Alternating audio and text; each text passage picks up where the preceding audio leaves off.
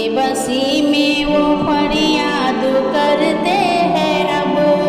मातमऊ का समा है सुनो दोस्तों तो, मातमऊ का समा है सुनो दोस्तों तो, दर्द दिल का बयां है सुनो दोस्तों तो। मस्जिदों को मंदिर बताते हैं अब, हिंदू मुस्लिम को ऐसे लड़ाते हैं अब।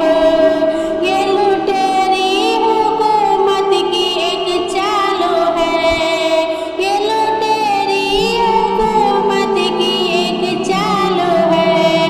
मुल्क भारत की जनता बेहाल है, करता साकिर फंका है सुनो दोस्तों, दर्द दिल का बयां है सुनो दोस्तों, जुल्म की दास्तां है सुनो दोस्तों, दर्द दिल का बयां है सुनो दोस्तों।